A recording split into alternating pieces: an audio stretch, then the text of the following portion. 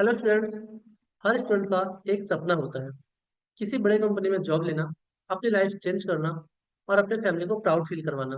लेकिन एक रियलिटी ये भी होती है, कुछ स्टूडेंट्स मेट्रो सिटीज में होते हैं जहाँ एक्सपोजर, गाइडेंस और अपॉर्चुनिटीज इजीली मिल जाती हैं, और कुछ स्टूडेंट्स स्मॉल टाउन्स या टीयर 3 टीयर 4 कॉलेजेस से होते हैं जहाँ रिसोर्सेज लिमिटेड होते हैं और डाउट ज़्यादा होता है। क्या मैं भी कर पाऊंगा? क्या मेरा भी प्लेसमेंट होगा? क्या ऐसा हो सकता है? ये ज़्यादा डाउट्स होते हैं। और आज का ये पॉडकास्ट उन सभी स्टूडेंट्स के लिए है जो ये सोचते हैं कि उनका बैकग्राउंड उनकी सक्सेस डिसाइड करता है। क्योंकि आज हम बात करने वाले हैं एक ऐसे इंसान से जिन्होंने प्रूव किया है कि आपका कॉलेज, आप टीयर, आपकी सिटी का टीयर बिल्कुल भी मैटर नहीं करता। सिर्फ आपका माइंडसेट मैटर करता है। Meet Samarth sir, currently working as a system engineer at TCS. और सबसे इंस्पायरिंग बात, ये जर्नी उन्होंने स्टार्ट की एक टीयर 4 कॉलेज से और एक स्मॉल टाउन से, जहाँ से लोग सोचते हैं कि प्लेसमेंट्स मुश्किल होते हैं, लेकिन इन्होंने क्रैक किया टीसीएस स्पोर्ट वीटा, टीसीएस फ्री एंड क्यूटी जैसे कॉम्पिटिटिव एग्जाम्स और अपनी जगह बनाई टेक इंडस्ट्री में। इस पॉडकास्ट में हम बात करेंगे 12th के बाद सही करियर कैसे चूज करें, कोडिंग जर्नी कैसे स्टार्ट करें फ्रॉम जीरो, टीसीएस एनक्यूटी और कोड बीटा क्रैक करने की रियल स्ट्रेटजी क्या है, प्लेसमेंट की रियलिटी क्या होती है टीयर 3 टीयर 4 कॉलेज में, और सबसे इंपॉर्टेंट बात, एआई आने के बाद फ्यूचर जॉब्स का क्या होगा। अगर आप एक स्टूडेंट हो, चाहे आप मेट्रो सिटी से हो या किसी छोटे शहर से हो, ये वीडियो आपको क्लैरिटी देगा, डायरेक्शन देगा और शायद आपका लाइफ का टर्निंग पॉइंट भी बन सकता है। सो मेक श्योर आप इस वीडियो को एंड तक देखो, क्योंकि आज जो इंसाइट्स मिलने वाले हैं वो आपकी करियर जर्नी को कम्प्लीटली चेंज कर सकते हैं। Let's get started. So welcome करते हैं समर्थ सर का। Welcome sir. Good morning Samarth, how are you? Good morning भाई। कैसे हो आप? मैं भी अच्छा हूँ। और और क्या हाल चाल है? बस कैसे चल रही बढ़िया जॉब? बढ़िया, आप बताइए। बस बहुत अच्छी चल रही है। अभी ट्रेनिंग वगैरह खत्म हुई है, अब प्रोजेक्ट एलोकेटेड हो गए हैं, तो अब बस लगे हैं प्रोजेक्ट्स में। आप अपना एक ब्रीफ इंट्रोडक्शन हमारे ऑडियंस को बताइए। अपने बारे में। ठीक है। Yes. Myself Samarth Vishwakarma and I have done my schooling from Maharashtra high school and I have done my college degree from Shri Ram institute of technology from BTech computer science background. And मेरी जो कोर स्किल रही है second year third year में, वो C plus plus Python ये सब ज़्यादा रही है। और मेरा जो प्रोजेक्ट रहा है वो एक स्टाइल मेट करके मैंने मेजर प्रोजेक्ट बनाया था, जिसके बेस पे मैं ए आई एम एल वगैरह में, जो अभी फाइनली मैं इसमें टीसीएस में ज्वाइन किया। तो अभी मैं करेंटली एम्प्लॉयड हूँ टीसीएस में। That's it। ओके। आपने 12th पास आउट हुआ महाराष्ट्र स्कूल से, राइट? उसके बाद आपने हाँ कैसे डिसाइड किया कि आपको इंजीनियरिंग करना है, और वो भी कंप्यूटर साइंस से ब्रांच चूज किया? कैसे, कोई भाई, स्पेसिफिक प्री डिसाइडेड था बस क्या? कुछ नहीं भाई। भाई कुछ नहीं, थोड़ा सा इंटरेस्ट था टैक्स से रिलेटेड में। तो अब मैथ साइंस ही पता था कि मैथ साइंस में थोड़ी इंजीनियरिंग होती है, इंजीनियरिंग में टेक वगैरह और बाकी सिलेबस रहते हैं। लेकिन कंप्यूटर साइंस के बारे में इतना कुछ नहीं पता था। लेकिन जब ट्वेल्थ खत्म हुई, तो ट्वेल्थ टाइम पे नए नए बहुत सारे ऑप्शंस थे। तो देखा कि सब लोग मैकेनिकल ले रहे हैं, सिविल ले रहे हैं, इलेक्ट्रिकल्स ले रहे हैं। तो फिर सोचा कि भाई कंप्यूटर साइंस नाम की एक चीज़ भी है, तो उसे देखा जाए। लोग बोले कि हाँ अच्छे से सॉफ्टवेयर इंजीनियर बनते हैं, टैक्स रिलेटेड है। तो फिर कोशिश की कि हाँ चलो कंप्यूटर साइंस लेते हैं, और इनमें थोड़ा टेक बैकग्राउंड में भी ज़्यादा मज़ा आएगा। तो फिर ये ले लिया। तो बस फर्स्ट ईयर सेकेंड ईयर निकल गया कंप्यूटर साइंस बैकग्राउंड में अपना। एकदम से मतलब पता नहीं था, मतलब लोगों से पता चला कि क्या होता है कैसे होता है। तो जो स्टूडेंट्स अभी 12th पास आउट हो रहे हैं, वो अपना हाँ करियर कैसे डिसाइड करें? क्या क्या करना है, या इंजीनियरिंग या टेक फील्ड में जाना हो तो उसे शुरुआत कैसे करनी चाहिए उन्हें? कोई भाई, अपना मेन एक्सपीरियंस तो बताइए। यही है। मेन तो भाई यही है कि एक्सपोजर होना चाहिए। मतलब जब तक आपको अपनी चीजों का, अपने इंटरेस्ट का एक्सपोजर नहीं है, तब तक जरूरी नहीं आपको इंजीनियरिंग ही करना हो या फिर कॉमर्स ही करना हो। हर बैकग्राउंड में इंसान आगे बढ़ सकता है। तो तो ये अपना जैसे इंटरेस्ट होना मुझे, चाहिए।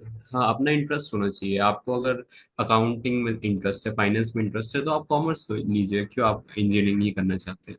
और आजकल सब चीज, लोग कंटेंट क्रिएशन में भी आगे बढ़ रहे हैं, लोग बाकी चीजों में भी आगे कर रहे हैं। जैसे आप भी कंटेंट क्रिएशन कर रहे हैं, उसमें भी आगे बहुत अच्छी चीज है। तो लोग हर चीज में आगे बढ़ सकते हैं भाई, तो इसलिए मैं तो बोलता हूँ कि कोई एक चीज में स्पेसिफिक नहीं रहिए, कि आपके दोस्त जो बोल रहे हैं या फिर पेरेंट्स जो बोल रहे हैं उसी में जाइए। आप खुद से एक्सप्लोर कीजिए चीजों को, और समझिए कि, पर्सनल चॉइस क्योंकि एंड पर्सनल। हाँ, क्योंकि आपको क्या है, यूट्यूब है, बहुत सारे रिसोर्सेज है जो अवेलेबल है आज के टाइम, जिससे आप रिसर्च कर सकते हो, थोड़े बहुत चीजें जान सकते हो कि, और जो चीज आपको इंटरेस्ट दे उसमें फिर आगे करियर बनाइए आप। तो वो सही सही रहेगा। है। जैसे कि ट्वेल्थ के बाद स्टूडेंट्स को ऐसी कौन सी बेसिक स्किल्स सीखनी चाहिए जो फ्यूचर में काम आए उन्हें पर्सनल और प्रोफेशनल लाइफ दोनों में। देखिए, जैसे अगर मैं अपनी बात करूं, तो मैं थोड़ा कम्युनिकेशन में 10th 11th में बहुत वीक था, तो मैंने उसमें काम किया था, और वो चीज़ मुझे बाद में जाके बहुत काम आई, जब मैंने लोगों से इंटरेक्शन किया, नेटवर्क बनाया, और धीरे धीरे करके मैंने बातें करना चालू किया अलग अलग लोगों से, तो उसकी वजह से बहुत इम्प्रूव हुआ। तो इसलिए अगर आप एज ए स्टूडेंट है 11th 12th में, तो आपको सबसे पहला फोकस अपनी कम्युनिकेशन में करना चाहिए, क्योंकि कम्युनिकेशन आपको हर जगह काम आती है। सेकंड, आपको आप हमेशा अपना नेचर काइंड और उसमें रखना चाहिए, कि जिससे आप लोगों से बात कर सको, चाहे आपसे छोटा हो या बड़ा हो, हर जन से आप अच्छा नेटवर्क बना सको। और कॉन्फिडेंस आपके अंदर होना चाहिए, कि आप कभी स्टेज में जाने में आपको एकदम से घबराहट ना हो। स्टार्टिंग में सबको होती है, लेकिन आप जब धीरे धीरे जाते हो, थोड़े बहुत लोगों से बात होने लगती है, तो आपके अंदर थोड़ा डर खत्म हो जाता है, तो आपके अंदर एक कॉन्फिडेंस हमेशा रहना चाहिए। और बस हर चीज की क्यूरियोसिटी रहनी चाहिए, कि जो भी चीज आप कर रहे हो उसको लर्न करो, ठीक है, मजा आए आपको करने में, प्रैक्टिस तो मेक्स क्यूरियस रहो हमेशा। परफेक्ट। हाँ हाँ हाँ। तो आप क्यूरियस रहोगे तो हर चीज को लेके तो मजा आएगी। और पॉजिटिव रहो, मस्त रहो, और चिल मारो, लाइफ एक ही है। बाकी तो 11th 12th में सबसे यही कहता हूँ कि चिल मारो, ये लाइफ वापस नहीं आती, स्टूडेंट लाइफ है, लेकिन आप पढ़ाई भी करो, जिसको जिसमें इंटरेस्ट है उस चीज में पढ़ाई करो, अपना आगे बढ़ो, बेस्ट रहेगा। अगर किसी स्टूडेंट को कोडिंग नहीं आती है लेकिन टेक फील्ड में इंटरेस्ट है तो क्या वह शुरू कर सकता है? हाँ भाई, कर तो सकता है, लेकिन चीज ये है कि अगर इंटरेस्ट नहीं है तो फिर ज्यादा बेटर रहेगा कि ना करे। लेकिन अगर जैसे उसको टेक में ही बैकग्राउंड बनाना है, तो कोडिंग, देखिए स्टार्टिंग से मेरे को भी कोडिंग नहीं आती थी, नहीं मेरे को पता था कोडिंग क्या होती है, हाँ, लेकिन कॉलेज जब में धीरे जाने के धीरे बाद कुछ ही कुछ चीज, एक्सप्लोर करता है। हाँ, तो कॉलेज में जाने के बाद जब फर्स्ट सेकेंड ईयर में मैंने एक्सप्लोर किया कि अच्छा, ये C++ नाम की अलग चीज होती है वो, और HTML अलग होता है, जावा स्क्रिप्ट अलग होता है, CS अलग होता है, तो सबका उसमें भी अलग अलग इंटरेस्ट रहता है। जैसे किसी को C++ जावा अच्छा नहीं लग रहा होता, पाइथन अच्छा लग रहा है तो उसमें कोड करता है।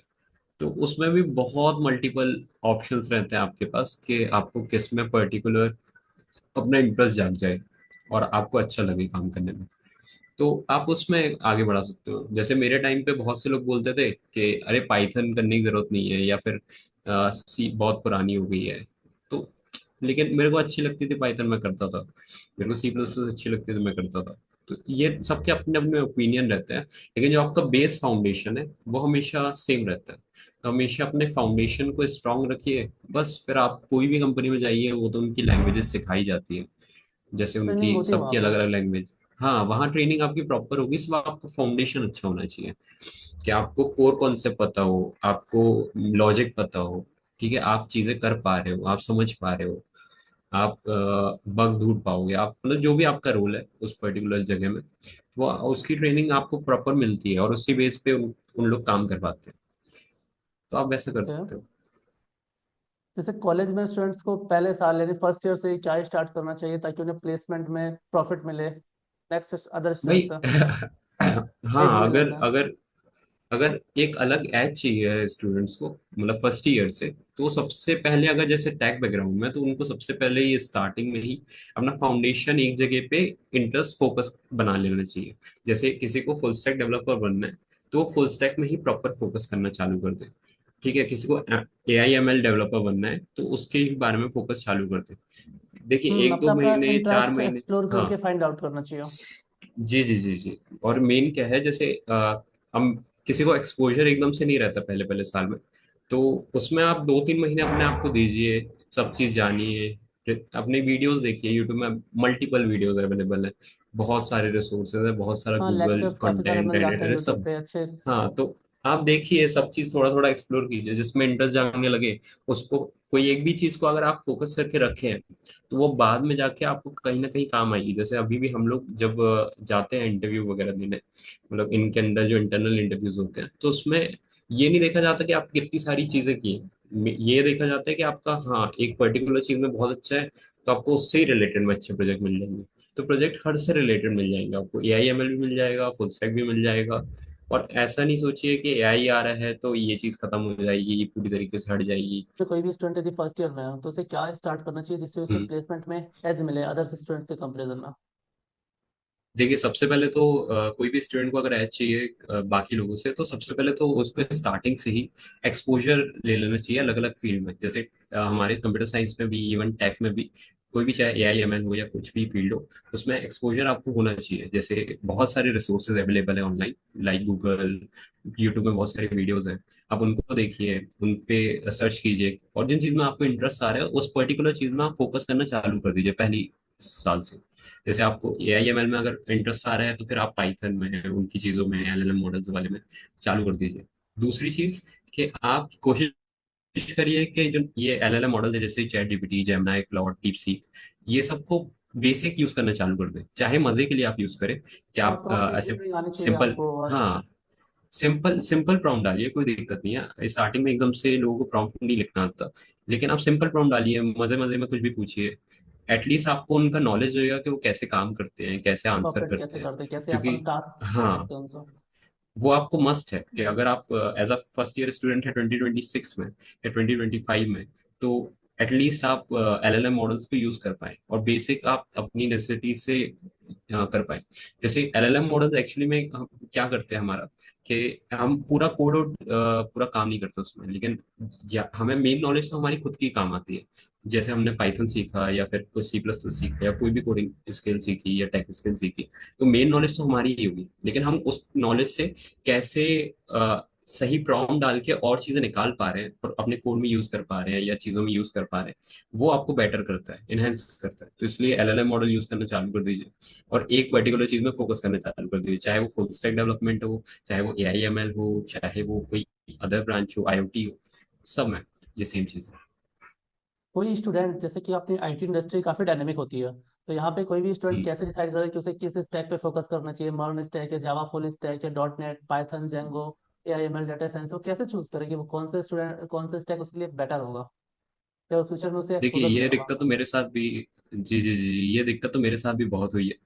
कि जब मैं फर्स्ट सेकेंड ईयर में था, तो मुझे बहुत मल्टीपल वीडियोस मिलती थी यूट्यूब में। कोई बता रहा है कि आप .NET सीखिए, कोई बता रहा है आप फुल स्टैक सीखिए, कोई डेटा साइंस की तरफ ले जा रहा है, कोई AI ML सिखा रहा है, और सब बोलते थे कि ये फील्ड ज्यादा अच्छी काम करेगी, दूसरी शायद खत्म हो जाए। बहुत जल्द लेकिन आउट हो जब जाता है। रियलिटी आती है ना, हम्म। हाँ, तो रियलिटी में मेन ना, आपका ये डिपेंड नहीं करता कि आप कितनी सारी चीज सीखे हो। आपका मेन डिपेंड करता है कि आप एक चीज जो आप में इंटरेस्ट था, उसमें आप फोकस करके आगे बढ़े हो कि नहीं। क्योंकि यहाँ फुल स्टैक डेवलपर्स भी हैं, AI डेवलपर्स भी हैं, अपना LLM मॉडल ट्रेनर्स भी है, IoT डेवलपर्स, तो सब होते हैं। तो आप कोई भी एक पर्टिकुलर चीज में अपना इंटरेस्ट जिसमें आपको लगे, क्योंकि सबका इंटरेस्ट सब चीज में नहीं होता। जैसे मेरा इंटरेस्ट DSA मेरे को अच्छा नहीं लगता था, तो मैं DSA नहीं कर पाता था। लेकिन मेरे को बाकी चीज में इंटरेस्ट होता है, AI ML वगैरह में, उनमें। तो पर्टिकुलर चीज को आप फोकस करिए, और उस पे ही आप अच्छे प्रोजेक्ट बनाइए। कम से कम आपके पास फुल फ्लैश 2 से 3 प्रोजेक्ट होने चाहिए, जो आप शो कर पाओ, क्योंकि एज अ फ्रेशर आप के पास कोई चीज नहीं है, कोई एक्सपीरियंस नहीं है दिखाने के लिए कि आपने किस में काम किया है। आपके पास प्रोजेक्ट्स हैं, लेकिन जो प्रोजेक्ट्स आप पूरी तरीके से बता पाओ कि इसमें मैंने टेंसरफ्लो यूज किया है, अपना बाकी लाइब्रेरी यूज की है, फ्लास्क यूज किया है, और उसको फुल फ्लेज्ड आप खुद से बनाने की कोशिश कीजिए। देखिए गिटहब, ये सब रिपोजिटरीज, यूट्यूब वीडियोस देखिए, क्लोन बनाने की कोशिश कीजिए, और क्लोन के बाद आप खुद उसको समझिए कि कैसे बना है, कैसे काम कर रहा है वो। ये सब आपको बहुत ज्यादा काम आएंगे जब आप इसको रिज्यूम में मेंशन करोगे, और जब उसके बारे में आपसे क्वेश्चन पूछे जाएंगे, तो वो आपको दिखाता है कि आपने कितना ज्यादा काम किया है। क्योंकि मेन आपके एट लास्ट आपका एक्सपीरियंस अभी प्रोजेक्ट ही है एज अ स्टार्टिंग। हाँ। तो आप स्टार्टिंग में एक फोकस कीजिए और प्रोजेक्ट बनाइए। कॉलेज में सिर्फ प्लेसमेंट में जो कॉलेज के दौरान हम सिलेबस पढ़ते हैं वो इनफ है, या कि फिर अपन को उसमें प्रोजेक्ट्स कितना इंपॉर्टेंट रोल प्ले करता है वहाँ पे रिज्यूम में हमारे? देखिए, अगर कॉलेज की प्लेसमेंट की बात की जाए, या कॉलेज की स्टडीज की बात की जाए, तो हम सब जानते हैं कि सब कॉलेज सेम नहीं होते।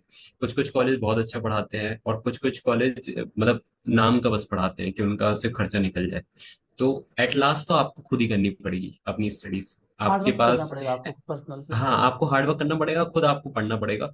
हमने भी खुद पढ़ा है और सब कॉलेज में यही है सीन, तो आपको खुद पढ़ना पड़ेगा। सब बच्चे टॉप कॉलेज से नहीं आते, सब पहले से अच्छे खास उसमें नहीं आते। लेकिन चीज हमारे पास सबसे अच्छी ये है कि हमारे पास रिसोर्सेज बहुत फ्रीली अवेलेबल है। सिर्फ ये है कि आप रिसोर्सेज के पूल में आप कंफ्यूज नहीं होइए। सिर्फ आप पर्टिकुलर चीज को पकड़िए और उस पर आगे बढ़ने की कोशिश कीजिए, और उसी से रिलेटेड अपने प्रोजेक्ट बनाइए, जिससे आपको एक एज अलग से मिलेगी। अगर आप सेकेंड ईयर थर्ड ईयर तक अपने खुद के प्रोजेक्ट हैंडल कर पा रहे हो और बना पा रहे हो, तो आप एक अलग ही पहले ही एज में रहोगे, कि जब प्लेसमेंट आएगी तो आप वैसे ही क्रीम उसमें आओगे। और इवन प्लेसमेंट अगर नहीं भी आती है तो टेंशन लेने की कोई बात नहीं है। आप सिर्फ अपने प्रोजेक्ट अच्छे रखिए, वो अच्छे कीजिए और अप्लाई कीजिए। आप अप्लाई करेंगे, आपके प्रोजेक्ट स्टैंड आउट करेंगे। तो आप प्लेसमेंट के चक्कर में बस नहीं बैठिए कि कॉलेज कॉलेज आप में कॉलेज का प्लेसमेंट नहीं हुआ तो दिक्कत हो गई। आराम से चिल रहिए, कॉलेज लाइफ को एंजॉय कीजिए दोस्तों के साथ, बेस्ट रहेगा। हाँ, नेक्स्ट अदर अपॉर्चुनिटीज एक्सप्लोर करिए। हाँ, दूसरी अपॉर्चुनिटीज एक्सप्लोर करिए, बहुत सारी अपॉर्चुनिटीज है। मेरे साथ वाले बहुत से लोग जो मेरे साथ में थे, हाँ, जैसे वो अपन भी कॉलेज से अलग अलग बता रहे थे जगह पे वहाँ पे है। भी सभी लोग अभी हाँ, डिफरेंट डिफरेंट डोमेन पे हैं। डिफरेंट डिफरेंट डोमेन में है, बल्कि उससे रिलेटेड उन्होंने शायद पढ़ाई भी नहीं की होगी या फिर सीखा हाँ, भी नहीं होगा, लेकिन अब वो डोमेन में काम कर रहे हैं। तो आप बाद में जाके तो सीख ही जाओगे जिसमें भी आपका काम होगा। तो इसलिए आप इंटरेस्ट रखिए और कॉलेज लाइफ में दोस्त आपके अच्छे बनाइए और उनके साथ चिल करिए। कॉलेज में मजे भी नेटवर्किंग बहुत कीजिए, पढ़ाई इंपॉर्टेंट भी रोल प्ले कीजिए। करती है। हाँ, मैं अगर मेरी बात की जाए तो मैं कॉलेज से ही नेटवर्किंग सीखा हूँ। जब लोगों से बात करना, नए नए लोगों से मिलना, उससे ही मेरी नेटवर्किंग में अच्छी स्किल आई है। नहीं तो उससे पहले मेरे को नहीं आता था बात करते, नहीं आता था एकदम से किसी से कम्युनिकेशन करते, कन्वर्सेशन करते। तो सबसे बेटर कॉलेज चीज़ में है एक कि आप पर्सनालिटी कॉलेज में डेवलपमेंट बात होता है करें। अपना। हाँ, और करना भी चाहिए लोगों को, क्यों आप छुपे रहो। आप अपनी पर्सनैलिटी दिखाइए, शायद तक हो सकता है आप अच्छे कम्युनिकेटर हो, आप सिर्फ दिखा नहीं पा रहे हो। लीडरशिप तो क्वालिटी अच्छी कोशिश हो करते आपकी, हैं। आपका हाँ, मैनेजमेंट अच्छा हो। कॉलेज ये सब तो बहुत अच्छी चीजें सिखाता है, मतलब ये नेचुरली इंसान सीख जाता है उसी से, कि देख देख के। आपके प्रोजेक्ट में, हाँ, अगर आपके प्रोजेक्ट में लोग हैं उनको आप लीड कर रहे हो तो आपकी लीडरशिप स्किल बन जाएगी। आपकी टाइम मैनेजमेंट बहुत अच्छी हो जाएगी। आप नेटवर्किंग अच्छी कर लोगे, तो बहुत सारी चीजें सिखा देता है। तो आप उसका फायदा उठाइए और आगे अपने काम आइए। तो अच्छे अच्छे नेटवर्क तो बहुत इंपॉर्टेंट है। अगर आपका नेटवर्क अच्छा है तो मे भी हो सकता है कि आपकी भी सामने ग्रोथ होगी। वाला, हाँ, मे बी ये भी हो सकता है कि जैसे आपका दोस्त है, वो अगर बहुत अच्छी एमएनसी में लग गया और फिर उसके पास रेफर का ऑप्शन है, तो वो भी रेफर कर सकता है आपको। तो यस। ये भी चांसेस बढ़ जाते हैं। तो अच्छे नेटवर्क बनाइए। और पहली फर्स्ट ईयर से मैं कोशिश बोलता हूँ कि लिंक्डइन चालू कर दीजिए। लिंक्डइन में हाँ, अपनी प्रोफाइल अच्छी बनाना चालू कर दीजिए, स्किल डालने लगिए, प्रोजेक्ट डालने लगिए, जिससे खुद ही को आपको चैलेंज मिलने लगे कि हाँ, मैं ये चीज कर रहा हूँ, ये चीज डालते जा रहा हूँ। तो एक तरह से छोटा सा कंटेंट क्रिएशन भी हो जाएगा आपका, कि आप डेली डेली अपने आप की चीजें डालते जा रहे हो कि आज मैंने डीएसए किया, आज मैंने एआईएमएल का ये किया। और वो आप लोगों को दिखाइए। लोग जो उससे इंटरेस्टेड होंगे वो आपसे कांटेक्ट भी करेंगे, जिनको उसकी रिक्वायरमेंट होगी वो भी आपको कांटेक्ट करेंगे। तो ये भी होता है चीजें। फ्री रिसोर्सेज से कोडिंग सीखना पॉसिबल है या पेड कोर्सेज जरूरी है? देखिए, फ्री रिसोर्सेज से बहुत पॉसिबल है, मैंने भी फ्री रिसोर्सेज सीखी है, मेरे पास पैसे नहीं रहते थे। लेकिन चीज ये है कि हाँ, अगर आपके कॉलेज पास लाइफ में अपने हो पास पैसे, पैसेस कम होते हाँ, हैं। पैसे कम होते हैं, ज्यादातर लोगों के पास पैसे कम होते हैं, और उनके पास एकदम से 5,000 6,000 रुपए देने के लिए नहीं रहते कि कोई सही कोर्सेज बात में है। दे दे। लेकिन हाँ, ये है कि आप कोर्सेज में पे कर रहे हो, तो आपका एक स्ट्रक्चर्ड बन जाता है कि लाइव क्लासेस होती हैं, एक पर्टिकुलर सेट ऑफ क्वेश्चन मिलते हैं, तो आपको पीडीएफ डेली मिल डेली जाता है करना ही आपको। पड़ता है। हाँ, एक अंदर आपको लगा ही रहता है कि पैसे दिए, आपको करना पड़ेगा, और आप कर लेते हो उस कारण। लेकिन एज अ फ्री रिसोर्सेज आप थोड़ा प्रोक्रेस्टिनेट करते हो, आप छोड़ देते हो चीजों को, और वो दिक्कत बन जाती है। तो अगर आपके अंदर एक ऐसी है कि आप कर लोगे, आपको कोई भी एक अच्छा चैनल उठाइए, बहुत सारे चैनल्स हैं, कोड कैफे, बहुत सारे अच्छे अच्छे चैनल हैं, कॉफी विद कोड है सब करके। तो कोई भी एक अच्छा चैनल उठाइए और उससे रिलेटेड में वीडियो देखना चालू कर दीजिए, डेली की एटलीस्ट एक वीडियो देखना चालू कर दीजिए। उससे रिलेटेड क्वेश्चन करना चालू कर दीजिए। अपने आप को एटलीस्ट डेली के 2 घंटे दीजिए, जिसमें 1 घंटे की वीडियो देखिए और उस वीडियो से रिलेटेड 1 घंटे आधा घंटे की प्रैक्टिस कीजिए। प्रैक्टिस के लिए जरूरी नहीं आपके पास बहुत अच्छा लैपटॉप हो, आप ऑनलाइन रैपलिट जैसे प्लेटफॉर्म या ऑनलाइन कंपाइलर में यूज कर सकते हाँ, हो, ऑनलाइन और कंपाइलर भी उसमें आजकल आप मिलता प्रैक्टिस है। कर सकते हो। तो वो भी सही रहेगा। हाँ, मतलब ऑनलाइन कंपाइलर बहुत अच्छी चीज है, कि आपको जरूरी नहीं कि पूरा फ्लैश्ड एनवायरनमेंट ही चाहिए। क्योंकि मेरे पास कॉलेज के टाइम पे अच्छा लैपटॉप नहीं था, मेरे भैया का मैं यूज करता था, और वो उसमें रैम कम थी, लैग करता था, लेकिन ऑनलाइन कंपाइलर से काम चलता था। तो सबसे बेस्ट है कि आप ऑनलाइन कंपाइलर यूज कीजिए और यूट्यूब वीडियो देखिए, लेकिन चीज है कि अपने आप को टास्क दे दीजिए कि डेली की मेरे को एक यूट्यूब वीडियो देखनी है, मतलब देखनी है, और उसकी प्रैक्टिस 1 घंटे करनी है सिर्फ 2 घंटे दीजिए, बाकी टाइम एंजॉय कीजिए, कोई दिक्कत नहीं है। सही है। और एआई के आने के बाद क्या कोडिंग जॉब्स का फ्यूचर हम्म। खतरे में है? आपको ऐसा इंडस्ट्री में नहीं कभी भाई, डाउट फील हो रहा है क्या? एक्चुअली एक्चुअली देखिए, मैं भी काम कर ही रहा हूँ और इससे समझ में आता है कि हमारे यहाँ भी मतलब ज्यादातर कंपनीज जो ये एमएनसीज है बड़ी बड़ी, वो अब एआई को यूज कर रहे हैं, उससे रिप्लेस नहीं हो रहे हैं। उनके एम्प्लॉयज को एआई टूल्स यूज करवा रही है। जैसे हमारी टीसीएस में ओपन एआई, कोपायलट, ये सब कोपायलट वगैरह हमें एक्सेस है कि हम उसे यूज फ्रीली कर सकते हैं प्रीमियम अपना। एक्सेस होगा। हाँ, तो वो सब हमें यूज है पूरी तरीके से। आपकी तो प्रोडक्टिविटी आपका भी एआई इंक्रीज करता होगा। रिप्लेस, हाँ सर देखिए, आपकी नॉलेज वो आपकी है, ठीक है, और प्रॉम्प्ट लिखना और एआई से नॉलेज लेना, मतलब एआई को यूज करके अपने काम को अच्छा बनाना, ये आपके ऊपर है। तो एआई आपको रिप्लेस नहीं करेगा, लेकिन एआई के साथ मिलके आप बहुत अच्छा काम कर सकते हो, स्टैंड आउट भी कर सकते हो। कि जो लोग यूज नहीं कर रहे एआई, वो मैं कहता हूँ कि 10-20 टाइम पीछे है आज के टाइम से। सही है। कि अगर आप एआई यूज कर रहे हो तो आप बहुत सब लोगों से के साथ चलोगे अभी, सब कंधे से कंधा मिला के चल पाओगे। लेकिन जो लोग यूज नहीं कर रहे वो पीछे होते जाएंगे। तो आप एटलीस्ट यूज कीजिए। नई नई बहुत सारे टूल्स है, जेमिनाई है, डीप सीक है, क्लॉड है। तो आप इनको यूज करना चालू कीजिए डेली बेस पे। ऐसे अपना प्रॉम्प्ट डालिए, कुछ भी डालिए, आपको कुछ समझ में नहीं आ रहा उससे रिलेटेड पूछिए, बोल दीजिए सिंपल वे में समझाइए, तो आपको बता देगा। पीपीटी बनाइए उससे, नई नई चीजें करिए। तो जब आप यूज करना चालू कर दोगे तो वो आपको रिप्लेस नहीं करेगा, आपका आपके ही काम को पार्टनर बन और जाएगा। बेटर बनाएगा। हाँ, पार्टनर बन जाएगा, और उसे पार्टनर आपने बना लिया तो वो आपके काम को बहुत बेटर बनाएगा। चाहे वो कोई भी जॉब हो, मतलब चाहे वो टेक की रिलेटेड हो, चाहे वो कोई अदर कंस्ट्रक्शन से रिलेटेड हो, चाहे कुछ भी जॉब हो, एआई आपको यूज करना आज के टाइम आना चाहिए, एटलीस्ट बेसिक आना चाहिए।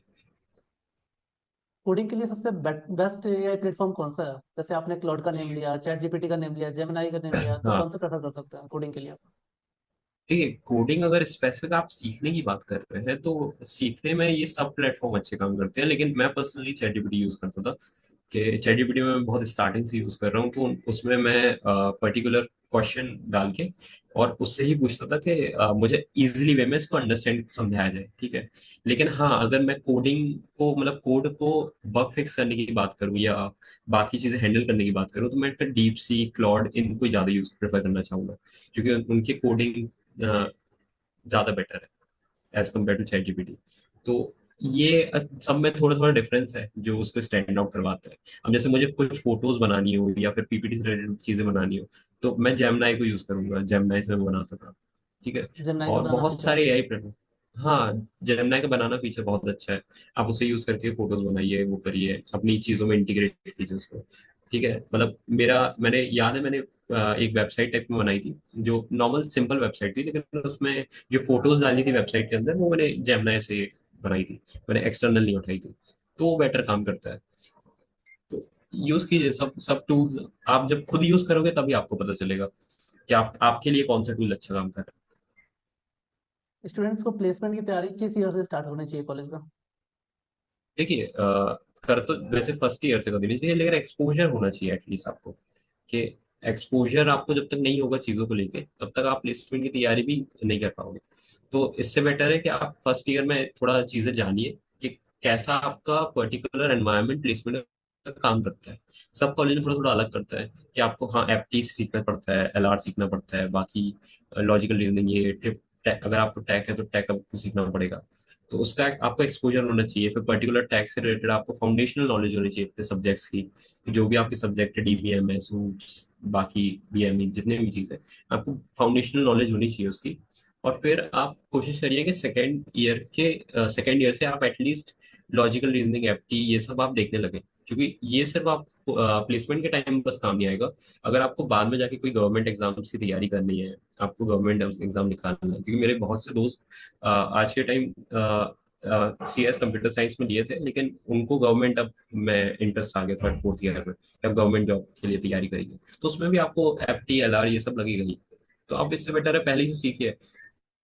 इस प्लेसमेंट में सबसे ज्यादा किस चीज को देखती हैं? रिज्यूमे में क्या देखना पसंद करती हैं? देखिए, एज अ फ्रेशर तो मेन कंपनीज ये देखती हैं कि आपके अंदर सीखने की चाह है कि नहीं। कि आप सीख सकते हो कि नहीं कोई भी चीज़ ईगर को। टू और लर्न। उस हाँ, ईगर टू लर्न है कि नहीं। और मेन चीज़ है कि आपके फाउंडेशन स्ट्रांग है कि नहीं। क्योंकि आपके पास एक्सपीरियंस नहीं है, एज अ फ्रेशर आपके पास एक्सपीरियंस नहीं है, आप कुछ ऐसे पर्टिकुलर चीज़ें करी नहीं है। तो वो यही चीज़ देखेंगे कि आपको कितनी अपने फाउंडेशनल की नॉलेज है, अपने चीज़ों की नॉलेज है।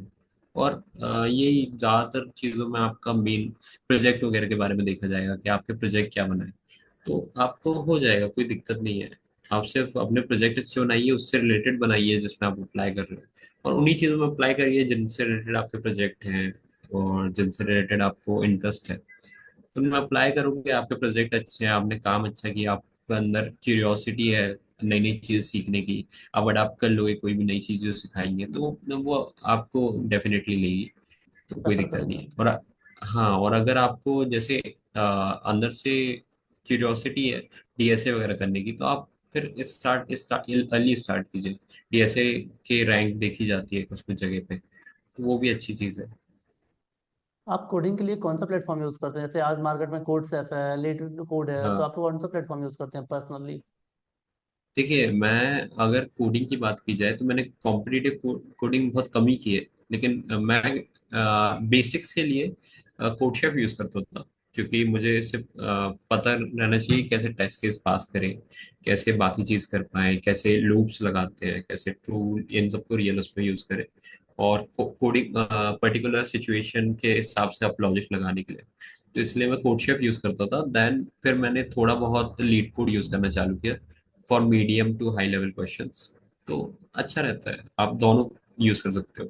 फिर अब आप कंपनी में आते हो तो आपको हैकर रैंक और ये सब भी यूज होते हैं, इनके भी सर्टिफिकेशंस होते हैं। तो आप वो भी यूज कर सकते हैं।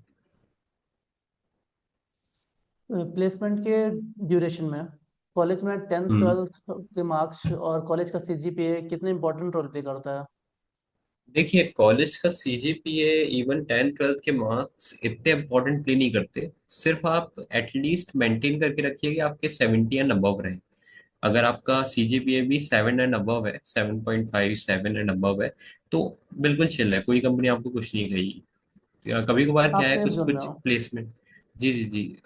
लेकिन आप कभी कभार क्या रहता है, ज्यादातर कंपनियां ये अपने क्राइटेरिया डाल देती है कि आपको 7 के ऊपर सीजीपीए में आपको लेने लेने के लिए एलिजिबल रहेगा। तो फिर आप बाकी चीजों में नहीं कर पाते। और इवन कुछ कुछ कंपनियां 10 ट्वेल्थ के मार्क्स के बेस पे भी डाल देती है। तो इससे अच्छा सेफ साइड आप खेलिए, 70 बस मेंटेन करके चलिए। बाकी उससे ज्यादा कोई जरूरी नहीं। ओके। रिज्यूमे स्ट्रांग बनाने के लिए स्टूडेंट्स को क्या करना चाहिए? और ये वर्ड एटीएस क्या कहता है, क्या मतलब है इसका एटीएस का? देखिए, रिज्यूमे अगर आपको स्ट्रांग बनाना है तो सबसे पहले तो आपको मतलब जो आपकी स्किल्स है उनको कंसाइज फॉर्मेट में डालिए। कोशिश करिए कि आप कितना बेटर तरीके से अपने आप को प्रेजेंट कर पाए। क्योंकि जब कोई सामने वाले पर्सन के पास, इंटरव्यूअर के पास आपका रिज्यूमे जाता है, तो वो आपका इतना बड़ा रिज्यूमे, फालतू की पंचायत चीजें ये सब नहीं पढ़ेगा। वो डायरेक्ट एक शॉर्ट वे में आपके रिज्यूमे को गो थ्रू करेगा, जिसमें आपके प्रोजेक्ट दिखने चाहिए, कि इजीली वो प्रोजेक्ट में बोल्ड पॉइंट्स डाले हैं तो आप आराम से रीड कर सको। ठीक है, आपका कॉन्टेक्ट इन्फॉर्मेशन देनी चाहिए, आपका सिंपल सा इंट्रोडक्शन होना चाहिए, आपका किस जो सर्टिफिकेशन है वो होने चाहिए, आपकी मेन स्किल्स होनी चाहिए, किस चीज़ में आपने काम किया है वो सब चीज़। तो आप मेन मेन चीज़ उनमें डालिए। वो अगर आपका रिज्यूमे देखेगा, उसको इंटरेस्टिंग एकदम से अगर लगता है, अगर वो 5 सेकेंड 10 सेकेंड से ज़्यादा नहीं देखेगा आपका रिज्यूमे वो, तो वो 5 से 10 सेकेंड में आपका रिज्यूमे स्टैंड आउट होना चाहिए। अब चीज जो आपने एटीएस की बात की, तो एटीएस फ्रेंडली रिज्यूमे बनाना मतलब हो जाता है कि देखिए, आप जब ऑफलाइन कहीं जा रहे हो प्लेसमेंट के लिए, तो उसमें तो वो रिज्यूमे आपको फिजिकल फॉर्मेट में ले जाना पड़ेगा, आप फिजिकल फॉर्मेट में वो देखिएगा। लेकिन कहीं आप ऑनलाइन कहीं अप्लाई कर रहे हो, सबमिट फॉर करते हो एग्जांपल किसी लिंक्डइन के लिंक्डइन के थ्रू, थ्रू हाँ, या लिंक्डइन के थ्रू या किसी चीज़ों के नौकरी? थ्रू, तो हाँ, तो उन लोग अब 10,000 रिज्यूमे आते हैं उनके पास, 1 लाख रिज्यूमे आते हैं, तो वो 1 लाख रिज्यूमे को खुद से तो पढ़ेंगे नहीं, या एक मैनुअली एक दस पॉसिबल दस नहीं है। सेकेंड सबके मैन्युअली पॉसिबल नहीं है। तो उसके लिए उन लोग एटीएस टूल यूज करते हैं। एटीएस टूल क्या करता है कि कंपनी के स्पेसिफिक उनके कीवर्ड डले रहते हैं, कि इस पर्टिकुलर कीवर्ड से वो रिज्यूमे को चेक करता है कि हाँ, ये कीवर्ड अवेलेबल है कि नहीं रिज्यूमे में। और अगर उससे रिलेटेड में कीवर्ड्स अवेलेबल रहते हैं कि वो सामने वाला का टेक स्टैक मैच करते हैं कंपनी से, तो वो उनको वो पर्टिकुलर रिज्यूमे शॉर्टलिस्ट हो जाते हैं। जैसे 1000 रिज्यूमे हो गए, 500 रिज्यूमे हो गए, फिर वो 500 रिज्यूमे को गो थ्रू किया जाता है सिंगल पर्सन के द्वारा या फिर बाकी, तो वो इजी पड़ता है। तो इसलिए आप एटीएस फ्रेंडली रिज्यूमे ऑनलाइन के लिए आपके पास एक होना चाहिए, कि एटलीस्ट जब भी आप ऑनलाइन अप्लाई करो किसी चीज में तो आप डायरेक्ट आप यूज कर सको। उसमें भी आपका सेम ही चीजें होनी चाहिए, कि आपका कंसाइज फॉर्मेट में रहना चाहिए, सब चीज इजी टू अंडरस्टैंड होनी चाहिए, आप सब चीज मेंशन करो। लेकिन वो एटीएस फ्रेंडली होना चाहिए, कि एटीएस उसमें अच्छे श्योर करे नंबर, तो वो ज्यादा चांसेस आते हैं कि आपका शॉर्टलिस्ट ज्यादा अच्छे से होगा। सेफ एटीएस स्कोर कितना होता है? सेफ एटीएस स्कोर मेरे ख्याल से 70, 80, 80 एंड अबव रहता है शायद तक, ओके। 80 के आसपास। स्टूडेंट्स अपने फर्स्ट टेक प्रोजेक्ट कैसे शुरू करें? आपने अपना प्रोजेक्ट जैसे वाइवर आपने क्रिएट किया जो कि लाइक हाँ स्पॉटिफाई है, राइट? और हाँ हाँ स्टाइल मेट, स्केच बाजार, आपने हाँ प्रोजेक्ट्स बनाए हैं, तो ये कैसे हाँ हाँ। स्टूडेंट से स्टार्ट कर सकते हैं अपने प्रोजेक्ट्स? जी, देखिए प्रोजेक्ट बनाना मतलब ये नहीं है कि आप बहुत ही बड़े प्रोजेक्ट बनाइए। एज अ स्टार्टिंग आप एकदम से इतने बड़े प्रोजेक्ट बनाओगे नहीं, और ना ही आपको उनके बारे में पता होगा, आप सिर्फ कंफ्यूज होगे, ना ही आप यस। उस चीज को बता पाओगे किसी को, ना ही आप किसी को उस चीज को पर्टिकुलर समझा पाओगे कि आपने क्या टेक्निक यूज किया। इससे बेटर है कि जैसे जैसे आप सीखते जा रहे हो, वैसे वैसे छोटे छोटे प्रोजेक्ट बनाइए, कि आपने सिंपल सी एक टू डू लिस्ट ही बना दी, अगर आप स्टार्टिंग सीख कैलकुलेटर। रहे हो, फिर कैलकुलेटर बना दिया, ये सब चीजें भी बनाइए आप। स्टार्टिंग में पहले फाउंडेशन बिल्ड कीजिए, कि आपको मेन कोर कंसेप्ट समझ में आ जाए उसका, कि कैसे काम करता है। जैसे एसिंक फंक्शन कैसे काम करता है, फंक्शंस कैसे काम करते क्लोजर हैं, कैसे काम मॉड्यूल्स करता का है, क्या रहता बेस है, हाँ, स्ट्रॉन्ग करना। रिएक्ट में ये कैसे काम करती है, यूज स्टेट कैसे काम करती है, ये आपको बेसिक आपको पता हो जाए, कि आपने अब बेसिक आपको क्या है, कि आप सिर्फ पढ़ोगे तो उससे फायदा नहीं है। इससे अच्छा है आप छोटा सा एक प्रोजेक्ट बना लीजिए उसी से रिलेटेड, जो आपने फंक्शनैलिटी सीखी है, तो वो आपको लर्निंग में ज्यादा हेल्प करती है।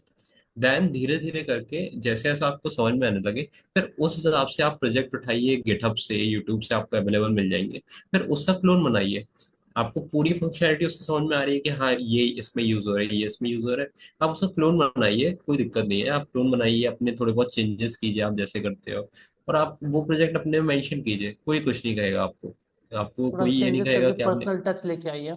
हाँ पर्सनल टच तो आपको डालना ही पड़ेगा। देखिए कोई भी चीज़ हो, आपको थोड़ा पर्सनल टच डालना ही पड़ेगा, और आपको एटलीस्ट उसके बारे में पूरी नॉलेज होनी चाहिए, कि कैसे क्या क्या एक एक चीज़ यूज़ की गई है। क्योंकि यहाँ भी इवन आप कॉर्पोरेट में आएंगे, तो आपके प्रोजेक्ट या फिर जब आपके इंटरव्यूज होंगे, तो आपको जरूरी नहीं कि हर टाइम एआई रहेगा ही, लेकिन आपको पूरी नॉलेज होनी चाहिए, कि मेन तो आपकी नॉलेज ही एट लास्ट, कि अगर आपकी नॉलेज है तो फिर आप एआई को यूज करके अपनी नॉलेज को और बेटर करिए, आप प्रोजेक्ट को अपने काम में वो नॉलेज आपकी दिखेगी, कि कैसे आप यूज कर रहे हो एआई को, तो सही है। इंटरव्यूज में स्टूडेंट्स के सबसे कॉमन मिस्टेक्स क्या होती है, जिसके मेरे टाइम्स क्या होता है, स्टूडेंट्स फियर होते हैं, डरते हैं इंटरव्यू से कि हाँ, टेक में क्या पूछ लेंगे सबसे या एचआर में सबसे क्या पूछ सबसे बड़ा, लेंगे, तो ये जी फियर जी कैसे जी, आउट करें? देखिए सबसे बड़ी गलती इंटरव्यू के टाइम पे लोगों की सबसे नर्वसनेस ही होती है, कि उनको हाँ। पता होगा, उनको आता है चीजें, उनको चीजें पता है, उनको उनके टेक स्टैक के बारे में पता है, शायद तक हो सकता है वो टॉप भी किए हो अपनी क्लास में, लेकिन जहां वो नर्वस हो गए, जहां वो फंबल करने लगे, जहां इंटरव्यूअर के सामने, तो वो उनके मार्क्स काट लेते हैं, और वो सिलेक्ट होने से उनको बच हटा देते हैं। तो इससे बेटर है कि आप कोशिश करिए कि आप चिल रहे, आपने जितना पढ़ा है उतना आपको पूरा अच्छे से रहे, कि हाँ ठीक है, जो भी होगा देखा जाएगा। आप अपने साइड से चिल रहिए, आप अपने साइड से बेस्ट दे दीजिए, जाके आप सिर्फ यही समझिए कि आपको सिर्फ दे के आना है, और अपना बेस्ट देना है, बाकी बाकी से कोई फर्क नहीं पड़ना चाहिए कि रिजल्ट कर्म कैसा करो, जाएगा। फल की इच्छा मत करो। हाँ, कर्म कर्म करो, बस आप कर्म करो, अच्छे करो, और अपने साइड से बेस्ट दे दो, बाकी फिर देखी जाएगी। जो होगा अच्छा होगा तो आप सेलेक्ट हो जाओगे, नहीं होगा तो आपको लर्निंग मिल जाएगी कि नेक्स्ट इंटरव्यू में आपको कैसे परफॉर्म करना है, किस हिसाब से आपको बात करनी है, किस हिसाब से आपको फ्लुएंसी मेंटेन करनी है, किस हिसाब से आई कांटेक्ट रखना है, किस हिसाब से अपनी चीजें बतानी है, तो वो सब चीजें। बाकी जरूरी नहीं है कि आपको एग्जैक्ट रोबोट की तरह ही बोलना है, कि हाँ, तो फिर आप रोबोट, इससे अच्छा वो रोबोट ही को ना ले ले, आपको क्यों लेगा। तो आप रोबोट की तरह नहीं बोलिए, आप अपनी ही चीज सही है। बोलिए। लेकिन कॉन्फिडेंट रहिए अपनी चीज में, कि आपको चाहे थोड़ा सा पता हो, लेकिन वो थोड़ा सा आपको अच्छे से पता है, तो आप उसमें एक्सप्लेन कॉन्फिडेंट करना रहिए आना कि चाहिए। उससे, हाँ, कि अगर आपसे ऊप्स के बारे में पूछा तो आप ऊप्स के बारे में अच्छे से बता पाओ, आप कॉन्फिडेंट होकर बता पाओ। लेकिन हाँ, डीएसए आपको नहीं आता, आप बोल दो, ठीक है, आप अपोलोजाइज बोल दो कि सॉरी, मुझे इसके बारे में नहीं है नॉलेज। आप, लेकिन ये नहीं है कि आपने, आपके पास नॉलेज नहीं है तो आप कभी सीखोगे भी नहीं। आप सीखो उसके बारे में, उनसे बोलो कि मैं सीख अपग्रेड सकता करो हूँ। खुद को। हाँ, अपग्रेड करो, आप अपनी नॉलेज जो है उसमें तो आप पूरे कॉन्फिडेंट रहो। और प्लस हमेशा सीखने की चाह रखो कि आप सीख सकते हो। अपने, आपके अंदर क्यूरियोसिटी है सीखने की, आप सीख सकते हो, आपको जो भी रिक्वायरमेंट दी जाएगी वहाँ अडाप्ट, आप अडाप्ट कर लोगे उस हिसाब से।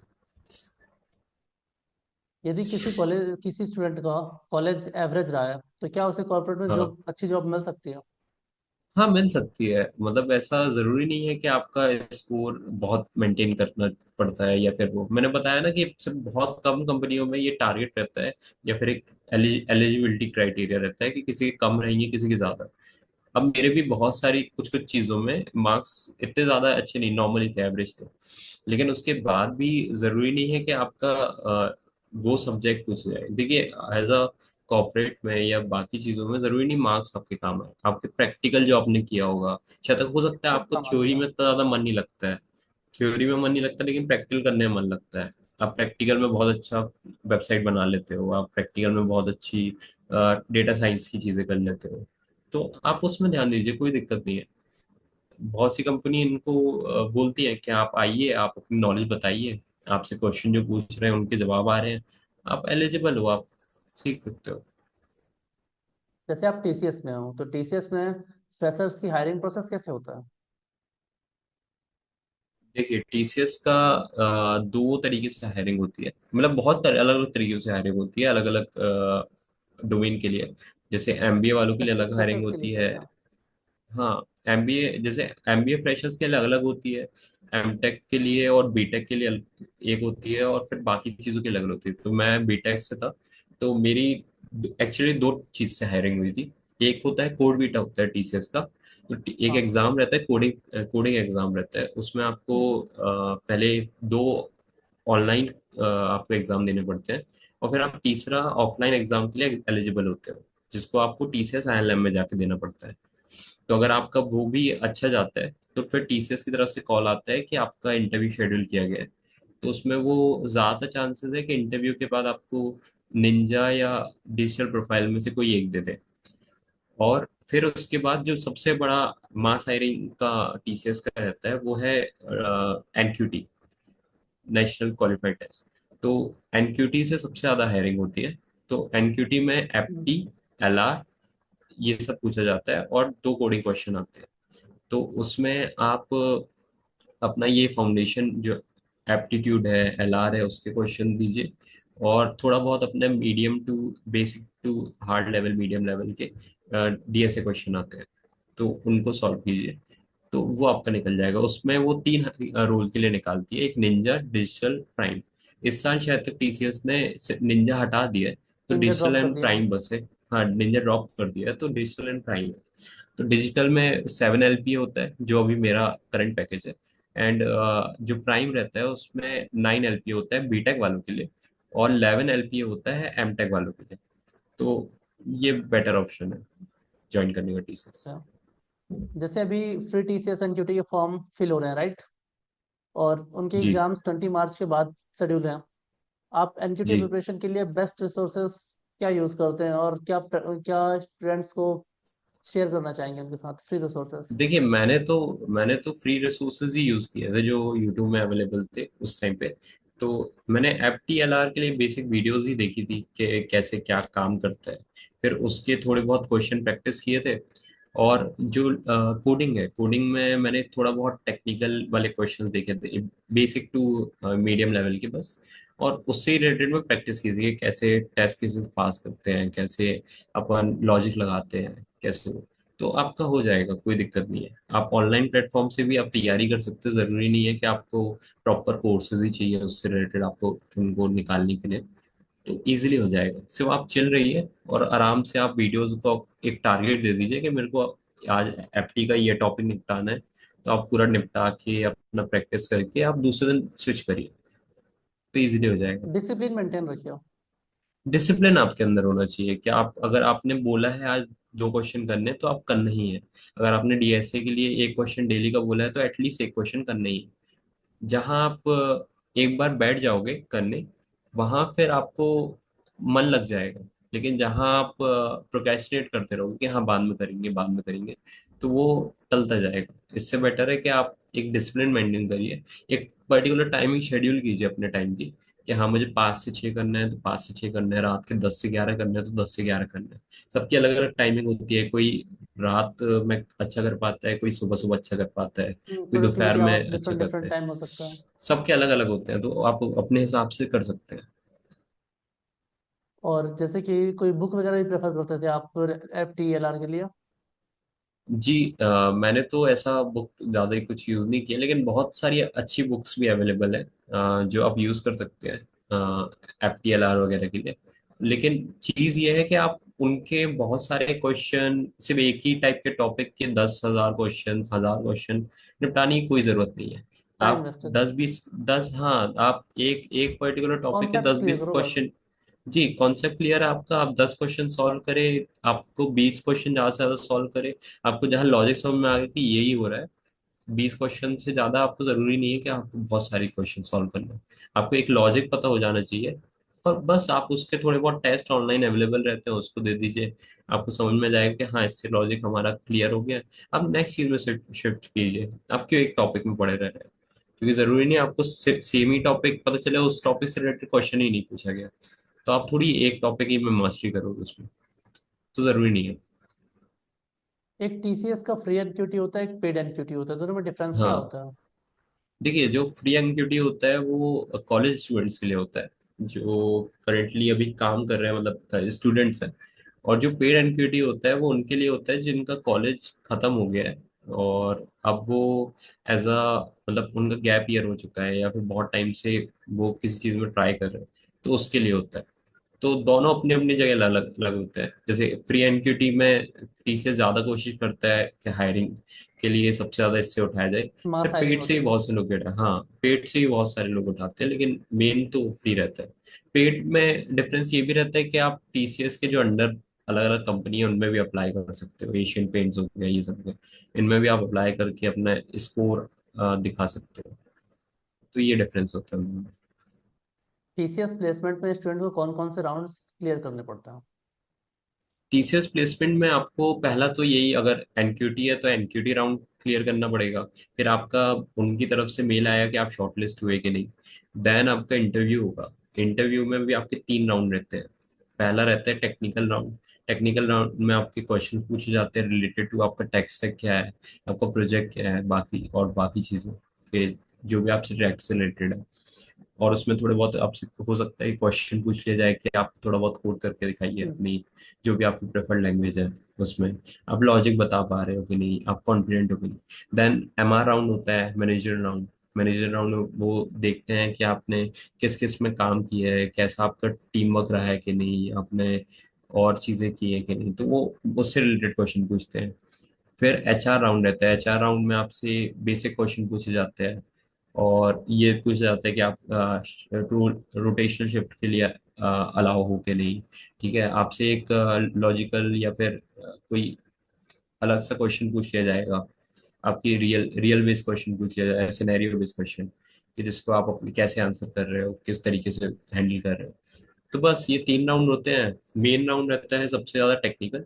देन ये 2 राउंड आपके ही ऊपर रहता है कि आप कितने अच्छे से आप आंसर कर पा रहे हो, कितने खुद को कॉन्फिडेंट हो। प्रेजेंट कर पा और रहे हो हाँ, इंटरव्यूअर के सामने। देखिए, मेन है आपका रिज्यूमे। आप रिज्यूमे को गो थ्रू कीजिए, और आपका रिज्यूमे आपको पता होना चाहिए कि रिज्यूमे में आपको क्या लिखा है।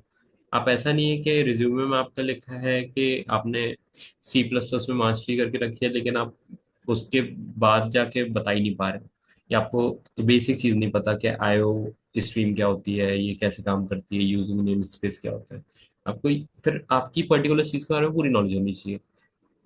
या फिर आप पहले ही उसको बता दो कि मेरे को सिर्फ इतनी नॉलेज है, मुझे बेसिक्स आता है, तो फिर वो उस हिसाब से पूछेगा। काफी सारे स्टूडेंट्स रिज्यूमे में काफी सारे सर्टिफिकेट्स ऐड कर देते हैं। हम्म। क्या हम्म। कंपनीज सर्टिफिकेट्स को सीरियसली लेती हैं? स्किल्स मैटर देखिए, करते हैं। अगर देखिए, अगर आपके सर्टिफिकेशन फेक है, जैसे हमारे टाइम पे होता था, लोग लिंक्डइन में जाके फ्री सर्टिफिकेशन ले लेते थे। ठीक है, हाँ। उनके लिए पे नहीं करना पड़ता था, जाके डायरेक्ट उनका एक सिंपल सा टास्क रहता था, उसको जाके वो सर्टिफिकेशन आ जाता था उनके नाम पे। वो कोई काम के नहीं है, वो सिर्फ और सिर्फ फेक सर्टिफिकेशन है, उसका बिल्कुल जीरो काम है। अगर जब आप कोई भी कंपनी के लिए अप्लाई करने जाओगे तो जेन्युइन सर्टिफिकेट देखे जाते हैं, जो जेन्युइन प्लेटफॉर्म से हो, जैसे कोर्सेरा हो गए। ठीक है, इवन इवन यूडमी के भी अगर सर्टिफिकेशन है तो आपके पास जेन्युइन होना चाहिए, कि उससे आपसे रिलेटेड में आपके पास स्किल है। जैसे AWS का सर्टिफिकेशन होता है, अज्योर का होता है क्लाउड के लिए, है ना। तो इसका आपका प्रॉपर सर्टिफिकेशन, हाँ, इंटरव्यू में बहुत अच्छा काम करता है आपको। अगर पर्टिकुलर चीज का सर्टिफिकेशन है तो वो बहुत एक स्टैंड आउट करता है आपको। लेकिन आपके पास जेन्युइन है, वही मैटर करता है। आपको ये फ्री वाले 10 सर्टिफिकेट, 1000 सर्टिफिकेट से कोई फायदा नहीं है। इससे वो ना बेटर है ही कुछ जेन्युइन काम जाना। आएंगे। हाँ, आप जेन्युइनली सीखो, आप उस चीज की प्रॉपर नॉलेज रखो। आपको जेन्युइनली चीजें पता है, प्रैक्टिस की हुई है आपने, और फिर उससे रिलेटेड आपने सर्टिफिकेशन किया है, तो वो आपका काम करेगा। लेकिन हाँ, आपने सिर्फ ये किया है कि आपने एक टास्क किया और उसके बाद सोच लिया कि फुल स्टैक डेवलपर का सर्टिफिकेशन मिल गया, तो जब आप वो इंटरव्यूअर आपसे एक दो क्वेश्चन पूछेगा, वो समझ जाएगा कि ये हमने सर्टिफिकेट फेक वाला किया, कोई मतलब नहीं है, तो वो आपकी इमेज को डाउन ही करेगा। तो इससे बेटर है कि अच्छे सर्टिफिकेट डालिए। अगर आप जेन्युइन, चाहे एक भी हो तो एक भी डालिए, कोई दिक्कत नहीं है, लेकिन जेन्युइन डालिए, कि कोई कॉपी ना हो, कोई आपने सिर्फ नाम नाम का ना किया हो। आपने जेन्युइन उस पर काम किया है, आप डालिए, कोई दिक्कत नहीं है। इंटर्नशिप्स कीजिए, अगर सर्टिफिकेशन नहीं है, इंटर्नशिप्स कीजिए, कोई दिक्कत नहीं। इवन इंटर्नशिप्स नहीं है, सबसे अच्छा है आप प्रोजेक्ट बनाइए, प्रोजेक्ट में आपका काम हो जाएगा। आपने जैसे वर्ड यूज किया इंटर्नशिप, तो इंटर्नशिप क्या होती है और इंटर्नशिप कैसे फाइंड आउट कर सकते हैं? पेड इंटर्नशिप, फ्री इंटर्नशिप कैसे फाइंड आउट कर सकते हैं स्टूडेंट्स? देखिए, एज ए फ्रेशर एकदम से इंटर्नशिप बहुत से लोगों को नहीं मिलती है। लेकिन आपको रीच आउट करना पड़ता है कंपनीज को। जैसे आपने पर्टिकुलर स्किल को डेवलप किया, जैसे फॉर एग्जांपल आप जावा डेवलपर बने, आपको जावा बहुत अच्छी लगती थी, आपने स्प्रिंग बूट सीखा और पर्टिकुलर चीजें सीखी, और आपको अब जावा के बारे में अच्छा नॉलेज है, आपने प्रोजेक्ट बना के रखे हैं वो।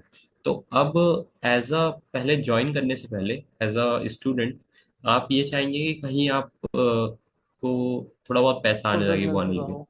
हाँ, एक्सपोजर मिले। तो आप क्या है, रीच आउट कर सकते हैं बहुत सी लिंक्डइन में और Naukri.com ऐसे में इंटर्नशिप्स रहती है, फ्रीलांस रहता है, उसमें जाके आप स्टार्टअप की, मतलब वो स्टार्टअप्स रहते हैं इनमें, तो आप इंटर्नशिप कर सकते हैं। वहाँ आप उनसे पूछिए कि अवेलेबल है क्या कोई इंटर्नशिप। तो 2 महीने की, 3 महीने की इंटर्नशिप रहेगा, जिसमें वो शायद तक आपको पे भी करेंगे। सब कंपनी अलग अलग पे भी करती हैं, कुछ कुछ रहती है फ्री इंटर्नशिप रहती है, जिसमें से वो आप काम देखते हैं, आपसे काम करवाते हैं, लेकिन आपको उसमें स्किल मिल जाती है, एक्सपोजर मिल जाता है, एक एक्सपीरियंस मिल जाता है कि हाँ, आपने एक पर्टिकुलर चीज में काम किया है। तो वो उससे रिलेटेड सर्टिफिकेशन देते हैं। तो आप दोनों कर सकते हो, आपको फ्री मिल रहा है, फ्री कीजिए। आपको पेड मिल रहा है तो और अच्छी बात है, आप पेड कीजिए। आपको पर्टिकुलर रियल लाइफ में नॉलेज होगा कि कैसे चीजें काम करती है, कैसे आप टीम के साथ काम करते हो। तो आप अप्लाई बहुत मल्टीपल प्लेटफॉर्म से कर सकते हो, लिंक्डइन हो गया आपका, Naukri.com हो जैसे कुछ गया लोग कॉलेज के आपका, दौरान इंटर्न्स वाला का यूज करते थे इंटर्नशिप के लिए। हाँ, इंटर्नशाला हो गया। तो आप यूज करिए, नहीं तो आप अच्छे प्रोजेक्ट बनाइए। आपके पास इंटर्नशिप नहीं है, कोई दिक्कत नहीं, आप अच्छे प्रोजेक्ट बनाइए, उनको उन पे कॉन्फिडेंट रहिए और उससे रिलेटेड में इंटरव्यू दीजिए। एक तरह से इंटर्नशिप्स आपको क्या करता है, एक पहले से प्री तरीके से आपको एक एक्सपोजर दे देता है कि कैसे इंडस्ट्री बाद में रेडी बना जाके देता है। कंपनियां काम करेंगी। हाँ, इंडस्ट्री रेडी बना देता है। तो मस्त है, अगर आप कर पा रहे हैं तो बहुत अच्छी बात है, नहीं कर पा रहे हैं तो आप सबसे अच्छा प्रोजेक्ट बनाइए, कोई दिक्कत नहीं। टीसीएस प्लेसमेंट्स के लिए मिनिमम स्किल्स क्या होनी चाहिए स्टूडेंट्स के अंदर, जिससे कि उनको टीसीएस में इंटरव्यू देने में इशू ना हो? देखिए, अगर एज अ आप टेक बैकग्राउंड से दे रहे हो इंटरव्यू, तो आपकी एटलीस्ट फाउंडेशनल स्किल तो स्ट्रांग होनी चाहिए, कि आपको फाउंडेशनल स्किल आती हो, कि हाँ, आपको ऊप्स आता हो, आपको डीएसए आता हो, बेसिक बेसिक नॉलेज तो हो एटलीस्ट आपके पास। और जो आपने रिज्यूमे में लिखा है उसके बारे में आपको नॉलेज हो, कि आप उसके भी बेसिक कोड कर पा रहे हो, वो कर पा रहे हो, तो टीसीएस में आप उसके बिहाफ में भी जा सकते हो। क्या, और आपका कॉन्फिडेंस शो होना चाहिए, बाकी चीज। अब कोई चीज ऐसे आपके अंदर नहीं है, लेकिन बाकी चीज तो आप एटलीस्ट अपने आप को इम्प्रूव कर सकते हो ना, कि जिससे सामने वाले को पता चले कि हाँ, इस ये हमारे लिए एज एसेट काम करेगा, लायबिलिटी काम नहीं करेगा। कोड बीटा में एफटीएल आदि क्वेश्चंस भी आते हैं या सिर्फ कोडिंग क्वेश्चंस आते हैं? नहीं नहीं नहीं, कोड बीटा पूरी तरीके से कोडिंग क्वेश्चन बेस्ड रहता है। तो उसमें सिर्फ कोडिंग क्वेश्चंस आते हैं और उसमें प्रॉपर डीएसए क्वेश्चंस आते हैं। तो हार्ड लेवल? वो, हाँ, आपको दो जो ऑनलाइन रहेंगे एग्जाम्स वो पूरे हार्ड लेवल रहते हैं। और जो ऑफलाइन एग्जाम रहता है उसमें भी medium to hard level question ही आता है दो। तो उसमें आप अगर निकाल लेते हो, उसमें सॉल्व कर लेते हो, टेस्ट केसेस आपके पास हो पाते हैं, तो देन उनकी तरफ से मोस्ट चांसेस होते हैं कॉल आए। मतलब TSA is a very important thing for TCS? नहीं, अगर मैंने बताया ना, जैसे एनक्यूटी हो गया, एनक्यूटी में नहीं, डीएसए कोड आपका बीटा के, इतना ज्यादा। कोड बीटा के एंगल से। हाँ, कोड बीटा के एंगल से तो आप कोड बीटा तभी दे रहे हो जब आपने थोड़ा बहुत कॉम्पिटिटिव प्रोग्रामिंग की हुई है। तो आप उसके लिए आप कोशिश करिए कि हाँ थोड़ी बहुत आप प्रैक्टिस हो। बाकी ऑनलाइन में तो आप अलग अलग तरीके से निकाल लेते हो, लेकिन ऑफलाइन जब मेन एग्जाम होता है उसमें आपके टेस्ट केस पास करवाना बहुत मुश्किल हो जाता है। तो आप कोशिश करिए कि थोड़े बहुत आपको बेसिक नॉलेज हो, या फिर इवन मीडियम लेवल तक का थोड़ा आता हो, जिससे आप निकाल पाए चीजें। टीसीएस इंटरव्यूअर्स स्टूडेंट्स के रिज्यूमे में मेनली क्या देखना आप प्रेफर करते हैं? मतलब उन्हें ऐसा क्या लगता है, ऐसा कौन सी कीवर्ड्स होने चाहिए जो कि एटीएस में भी शॉर्ट देखिए, शॉर्ट होने में भी अगर इशू ना आए? अगर टीसीएस की पर्टिकुलरली बात की जाए तो एक पर्टिकुलर वे में रिज्यूमे बनाना जरूरी नहीं है। आप अपना कोई रिज्यूमे फॉर्मेट बनाइए। डिफाइन है आप, टीसीएस का? नहीं, कोई फॉर्मेट डिफाइंड नहीं है, आप अपने हिसाब से लाइए। ठीक है, और अपना, क्योंकि टीसीएस के पास मल्टीपल प्रोजेक्ट्स हैं। आपको एआईएमएल के भी प्रोजेक्ट मिलेंगे, आपके फुल स्टैक के भी प्रोजेक्ट मिलेंगे, आपको बाकी रिएक्ट वगैरह के भी प्रोजेक्ट मिलेंगे, जावा के भी मिलेंगे। तो उससे रिलेटेड आप मल्टीपल प्रोजेक्ट मिलेंगे। तो इससे बेटर है कि आप सबसे अच्छा अपनी जो मेन स्किल्स है उनको ब्रशअप कीजिए और उससे ही रिलेटेड इंटरव्यू दीजिए।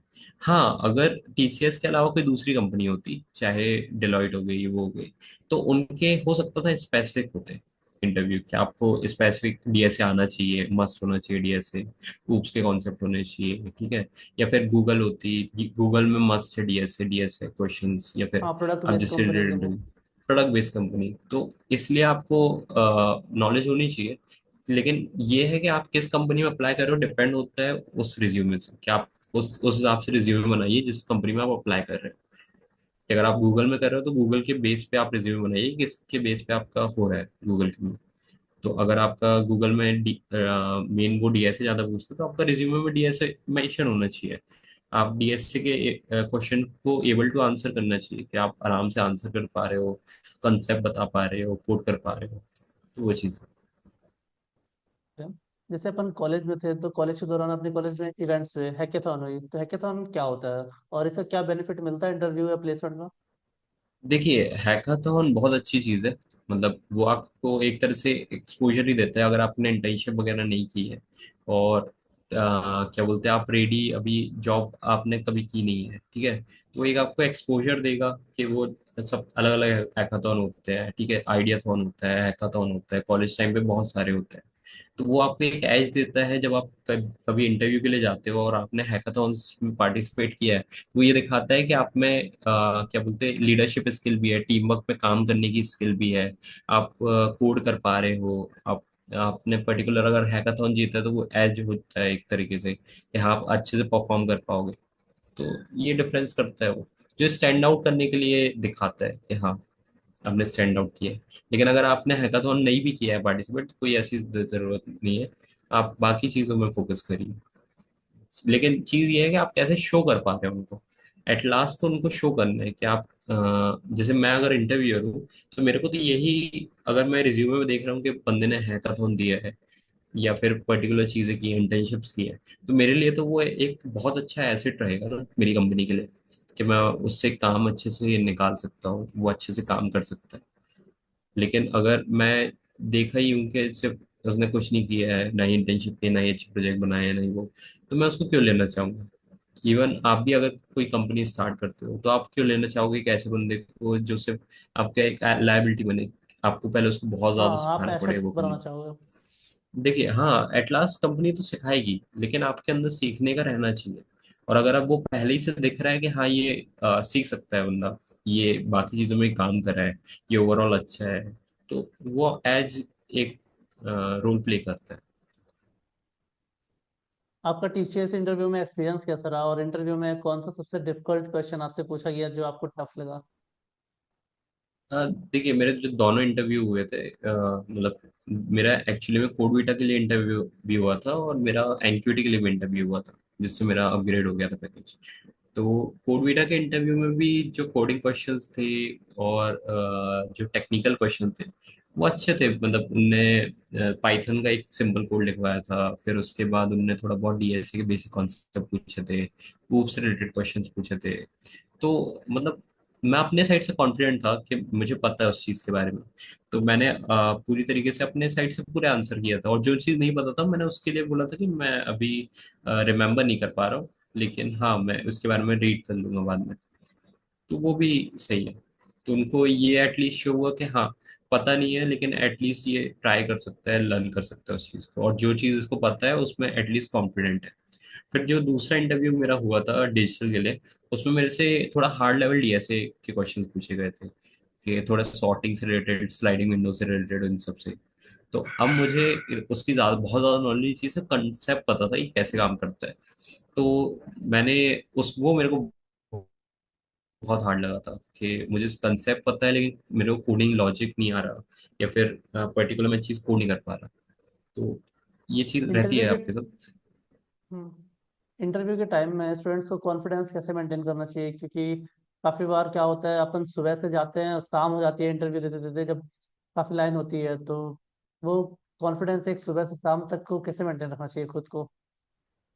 देखिए कॉन्फिडेंस तो अगर आपके अच्छे दोस्त हैं ना, आपके थोड़े पागलपन वाले थोड़े दोस्त हैं, थोड़े अच्छे वाले एंटरटेनमेंट। दोस्त हैं, एंटरटेनमेंट वाले दोस्त हैं, तो वो कॉन्फिडेंस आपके अंदर नेचुरली निकल आता है। ठीक है। वो आपका आ ही जाता है अंदर से, कि वो खुद ही बोल देंगे कि जा जा भाई, आ ही गया है, अब तो वाइवा का टाइम है, अब ये है मजाक मजाक में।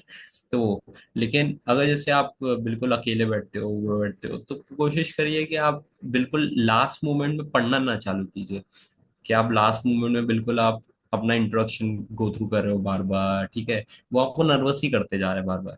ठीक है। आपको बार बार अपनी चीजों को रिपीट ही कर रहे हो, बार बार लगे हो कि ये तो नहीं पूछ लेंगे, ये तो नहीं पूछ लेंगे, ये पर्टिकुलर चीज से क्वेश्चन तो नहीं आएगा। सबसे अच्छा है कि जब लास्ट के थोड़े टाइम बचा हो और इंटरव्यू शेड्यूल होने वाला हो, तो आप आराम से बैठिए, अपना थोड़ी गाने सुनिए, चिल मारिए थोड़ा, ऐसे थोड़ा इंजॉयमेंट वाली चीज देखिए, कि जिससे आपको एक अंदर से कुछ मोटिवेशन फील हो, कि आप अंदर जाओ तो एक अपने आप को प्रेजेंट कर पाओ। क्योंकि आप सिर्फ यही रट के जाओगे, सिर्फ रट्टा मार के जाओगे अपनी चीजों को लेके, तो वहां जाके आप फंबल कर जाओगे, और वहां फंबल करना आपका बहुत ड्रॉबैक साबित होगा। तो इससे बेटर है कि आप थोड़ा चिल रहिए, अपने आप को ऐसे काम रखिए, और जितना आपने पढ़ा है उसमें बस कॉन्फिडेंट रहिए, हो जाएगा आपका, कोई दिक्कत नहीं। और जैसे इंटरव्यू के दौरान कुछ टेक्निकल क्वेश्चंस आते हैं, इंटरव्यूअर्स पूछता है, यदि वो हमसे नहीं आ पा रहे हैं तो कैसे उन्हें फेस करना चाहिए, क्या रिस्पॉन्स देना चाहिए वहाँ पे। देखिए अगर कोडिंग क्वेश्चन या फिर टेक्निकल क्वेश्चन आपको नहीं आ पा रहे हैं, तो आप जेन्युइनली उनसे बोलिए कि मुझे इसके बारे में नहीं पता है।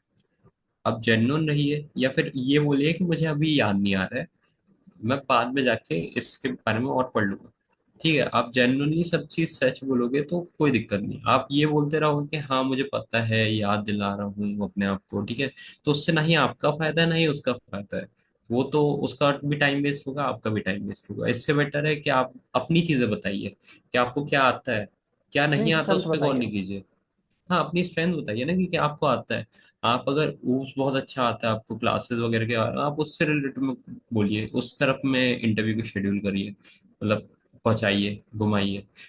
लेकिन अगर आपने ही वो चीज़ डाल के रखी है और आपको नहीं आ रही है उस टाइम पे, तो आप बोल सकते हो ऐसा, कोई दिक्कत नहीं।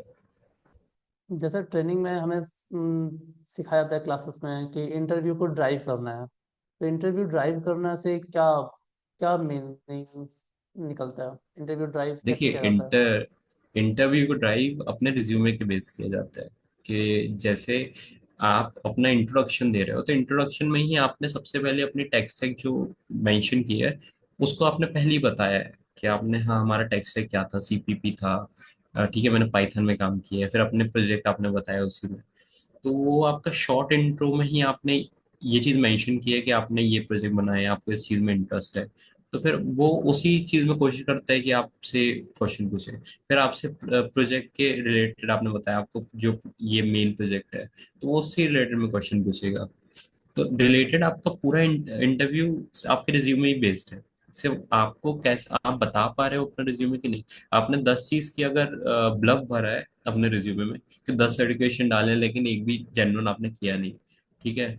आपने 10 स्किल डाल के रखी है, C++, .NET, ठीक है, जैंगो वैंगो सब डाल के रखा है, लेकिन आपको उसमें से एक भी अच्छे से नहीं आती, तो उसका कोई फायदा नहीं है। वो सिर्फ आपका रिज्यूमे ऐसे वेस्ट बना रही है, ब्रश कर रही है रिज्यूमे। इससे बेटर है कि आप जेन्युइन चीज डालिए। छोटा देखिएगा रिज्यूमे, कोई दिक्कत नहीं है। कम दिखेगा, कोई दिक्कत नहीं है। लोग क्या करते हैं आजकल, रिज्यूमे को सिर्फ भरने बैठे रहते हैं कि उसे भरा जाए, कैसे पूरा भरा दिखे रिज्यूमे। अरे कोई जरूरी नहीं है। आपका अगर कॉलेज बिल्कुल एग्जाम की सिंपल से कॉपी बना रिज्यूमे भी, देते हैं। तो कॉलेज एग्जाम की कॉपी बना रहे हो, जैसे पेपर लिख रहे हो, तुम एग्जाम शीट लिख रहे हो कि 16 पेज भरने हैं, तो 16 पेज का रिज्यूमे 32 पेज बना। अरे भरने हैं। नहीं, 32 पेज क्यों भरने हैं भाई तुमको? 32 पेज तुम डायरेक्ट अपना रिज्यूमे सिंपल रखो, जो आता है उतना लिखो, कोई दिक्कत नहीं है। सामने वाला भी चाहता है कि तुमसे वो सामने वाला भी मिनिमली सवाल पूछेगा, सही लेकिन है। वो भी देखेगा कि फालतू की चीज उसने लिखी है, उसको पता रहे है कि ये चीज उसने की भी नहीं होगी। और वो एक क्वेश्चन पूछेगा, उसको समझ में जाएगा कि हाँ, तुम्हें तो आता नहीं है। इंटरव्यूअर को इम्प्रेस करने के लिए बेस्ट स्ट्रेटजी क्या होनी चाहिए? जेन्युइन रहो, सबसे बेस्ट। कॉन्फिडेंट रहो और जेन्युइन रहो। ऐसे ब्लफ चीजें नहीं करो कि तुम्हें नहीं आ रहा है लेकिन तुम ब्लफ कर रहे हो, ठीक है। अपना सिर्फ बोले जा रहे हो कि हाँ ठीक है, मैंने तो ये भी किया है, ये भी किया है, ये भी किया है। ये सब चीजें करने की कोई जरूरत नहीं है। जेन्युइन रहो कि हाँ, तुमने जो जेन्युइन चीजें की हैं उनके बारे में पर अपने बताओ कि हाँ, मैंने हैकाथॉन में पार्टिसिपेट किया था, उसमें मैंने पर्टिकुलर ये काम किया था, ठीक है। मैंने रिसर्च की थी, मैंने टेक वाला ज़्यादा नहीं दिखा था पार्ट, फिर मैंने पब्लिक पब्लिक पब्लिश किया था उस पर्टिकुलर चीज़ को। तो आप जेन्युइन चीज़ें बताओगे, जेन्युइन रहोगे चीज इंटरव्यू में भी, तो आप में वो कॉन्फिडेंस दिखेगा, ठीक है। लेकिन आप जेन्युइन ही चीज़ नहीं हो, सिर्फ ब्लफ करे जा रहे हो इंटरव्यू में, तो सामने वाले को भी समझ में आता है। सामने वाला बेवकूफ नहीं बैठा, या सामने वाले को ऐसा नहीं है कि हाँ, उसको तुम जो पल्ले अक्सर पढ़ाओगे वो उसको इंटरव्यू ले पड़ चुका जाएगा। होता है पहले। हाँ, वो उसने 1000 इंटरव्यू लिए है, 100 इंटरव्यू लिए है। वो डेली इंटरव्यू ले रहा हो, शायद तक वो 1 साल से इंटरव्यू ही का काम कर रहा हो। तो उसको बहुत सारा, उससे उसको कहीं ज्यादा नॉलेज है तुमसे। तो इससे बेटर है कि तुम कोशिश करो कि जेन्युइन रहो। जो आता है आता है, जो नहीं आता है कोई बात नहीं, सीख ये लेंगे। रहना चाहिए। हाँ, देख लेंगे, सीख लेंगे, वो चीज। टीसीएस में जैसे आप वर्क करते हो तो आपका डेली रूटीन क्या होता है, वर्क लाइफ कैसी होती है डेली? देखिए, सब प्रोजेक्ट पे डिपेंड करता है एट लास्ट। जैसे एज अ ट्रेनिंग में हमारे टाइमिंग रहती है 9 to 6 रहती है, जिसमें सुबह 9 बजे से शाम के 6 बजे तक हमारा ऑफिस रहता है। जिसमें अलग अलग बिस्किल्स मीटिंग होती हैं, फिर अलग अलग कॉन्फ्रेंसेस होती है, इवेंट चीज़ें होती हैं। फिर उसके बाद अपना टेक्निकल टाइमिंग होती है, टेक्निकल जहाँ क्लासेस लगती है। तो और जो आपको टेक स्टैक मिला उससे रिलेटेड आपकी टेक्नोलॉजीज बनाई जाती है। फिर उसके बाद जब आप प्रोजेक्ट में एलोकेट हो जाते हो, तो आप पहले आरएमजी के थ्रू जाते हो। तो आरएमजी के टाइम पे आपको पर्टिकुलर टाइम पे रिपोर्ट करना रहता है। और जब आप प्रोजेक्ट में एलोकेट हो जाते हो, तो आपके फिर प्रोजेक्ट पे डिपेंड करता है कि उनकी मीटिंग किस टाइम पे शेड्यूल है, वो है। तो मतलब फ्लेक्सिबल है। अगर आपका प्रोजेक्ट बहुत अच्छा है, आपके मैनेजर बहुत अच्छे हैं, मतलब आपकी टीम बहुत अच्छी है, मैनेजर बहुत अच्छे हैं, तो आपका अच्छा रहेगा सब चीज़, कोई दिक्कत नहीं है। लेकिन यहाँ ये भी होता है कि किसी किसी का जैसे प्रोजेक्ट आपको मिल गया, क्लाउड मिल गया, या फिर कोई नाइट शिफ्ट मिल गई, तो उसमें फिर आपको रात में काम करना है, वो करना है। तो वो मेन आपका प्रोजेक्ट पे डिपेंड करेगा कि आपको प्रोजेक्ट कैसा मिल रहा है, या फिर आपने किस चीज़ के लिए इंटरव्यू किए दिया है, या आपने कैसे काम। आपका टीसीएस में जॉब रोल क्या है? मेरा जॉब रोल टीसीएस में सिस्टम इंजीनियर है। मतलब मेन सिस्टम 3 तरीके के रहते हैं। एसोसिएट सिस्टम इंजीनियर जो निंजा कहलाता है, सिस्टम इंजीनियर, देन फिर प्राइम वाला रहता है। तो मेरा सिस्टम इंजीनियर है। लेकिन इनमें प्रोजेक्ट आपको डेवलपर ही वाले रहते हैं। तो एज अ अभी मेरा प्रोजेक्ट मेटलाइफ वगैरह में एज अ डेवलपर के रोल में। तो वो अभी मेरा असाइन प्रोजेक्ट है। बाकी मल्टीपल अलग अलग प्रोजेक्ट भी रहते हैं। जैसे AIML से रिलेटेड में हो गया, पाइथन, फ्लटर, एंगुलर, जावा, बहुत सारे आपको मिल जाते तो, और आईटी इंडस्ट्री में करियर ग्रोथ करने के लिए कौन सी स्किल्स मैंडेटरी है या जरूरी है मेनली? देखिए अभी के टाइम में अगर मैं बताऊं कि आईटी स्किल में मतलब आईटी साइड में आपको ग्रो करना है तो सबसे बेस्ट तो यही रहेगा कि आप वही एलएलएम मॉडल्स को यूज करना चालू कर दें। जैसे चैट जीपीटी हो गया, क्लॉड हो गया, डीप सी हो गया, इनको अच्छे से यूज करना आप चालू कर दें अपने काम में। प्रोजेक्ट बनाते टाइम आप यूज करें। तो यही आपको आप अडेप्ट करते रहिए चीज़ों को कि जो एआई चीज कर पा रहा है उसको आप कैसे और बेटर कर पा रहे हो एआई को ही यूज करके। तो वो चीज़ आपको और बेटर बनाएगी, स्टैंड आउट रखेगी हमेशा। और अगर आप अपडेट हो पहले ही से चीज़ों को लेके, जो भी करंट सिचुएशन चल रही है उसको लेके, तो आप स्टैंड आउट करोगे, आपका कोई दिक्कत नहीं है। लेकिन हाँ आप पता चले अभी एआई चल रहा है लेकिन लोग बोलते हैं कि एआई को नहीं सीखेंगे नहीं तो वो जॉब रिप्लेस कर देगा, वो कर देगा। यस। तो भैया आप रिप्लेस हो ही जाओगे उससे, बट पहले ही। जो खुद इससे को बेटर है अपग्रेड कि नहीं आप, करेगा वो रिप्लेस होगा। हाँ, आपको अपग्रेड करना ही पड़ेगा। आपको रियल टाइम में चलना ही पड़ेगा, अपडेट हम्म। करना पड़ेगा, चीजें सीखनी पड़ेंगी, नई नई कोई नई चीजें आएंगी उनको सीखना पड़ेगा। तब जाके आप हमेशा रहोगे, कोई दिक्कत नहीं। जैसे इस समय ग्लोबली वॉर चल रही है, US Iran, hmm. Israel Iran. Then इसका भी हम्म। कोई आईटी इंडस्ट्री में इम्पैक्ट पड़ेगा, जैसे हमारे घरों पे इम्पैक्ट देखिए, पड़ चुका है सिलेंडर को लेके, कुछ हाँ ऐसा? हाँ, नहीं ये तो सही बात है। अब वो सिलेंडर वाला तो हो ही गया है। लेकिन हाँ आईटी सेक्टर्स में भी ये एनर्जी इम्पैक्ट क्राइसिस पड़ता चल है। रहा है। ये तो देखिए अब जब वर्ल्ड में जब ये बड़ी बड़ी चीजें होती है, वॉर होती है, ये सब होता है, इनका इम्पैक्ट होता है, पड़ता है। आईटी इंडस्ट्रीज में भी पड़ता है, बाकी चीजों में भी पड़ता है। लेकिन उसका वो एक्सटर्नल फैक्टर है। मेन आप अपने साइड से कितने सही हो, वो तो आपके ऊपर डिपेंड करता है ना, कि अगर आप पहले ही से केपेबल हो, अपने साइड से आपको पूरी नॉलेज है, अपने साइड से आपके अच्छी चीजें बनी हुई हैं, ठीक है, आप अपना साइड का बेस्ट दे दो। अगर आप इवन आईटी सेक्टर में कुछ भी प्रभाव पड़ेगा तो वो उनके ऊपर है, वो आप उसमें कुछ नहीं कर सकते। लेकिन आप एटलीस्ट, हाँ, आप तैयार तो हमेशा रह सकते हो कि हाँ ठीक है, जो होगा देखा जाएगा, कोई दिक्कत नहीं। जब भी तो वो अपॉर्चुनिटीज जो मिलेगी होगा, तो ग्रैब कर लेंगे। हाँ, तो आपके अंदर ना जो होगा देखा जाएगा वाला एटीट्यूड रहना चाहिए, और अपना 100% अच्छा देने वाला एटीट्यूड रहना चाहिए। अगर आपका एटीट्यूड सही है तो फिर बाकी चीजें भी वर्कआउट कर जाती है। जो स्टूडेंट अभी रिसेंट में जिनका प्लेसमेंट सीजन चल रहा है उनको कुछ हम्म। एडवाइस देना चाहेंगे आप?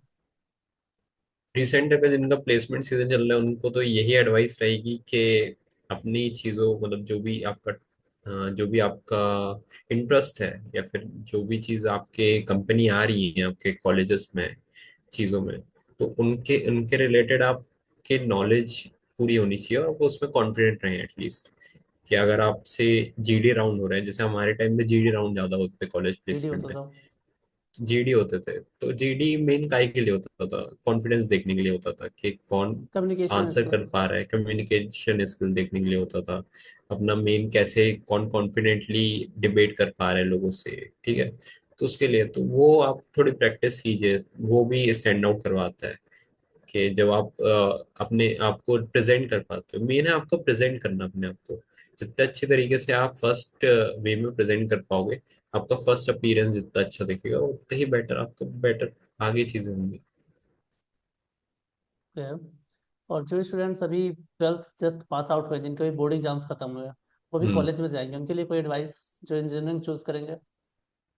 देखिए उनके लिए तो यही एडवाइस रहेगी कि सबसे पहले कि सेम के आप नई चीज़ों को अडॉप्ट कीजिए।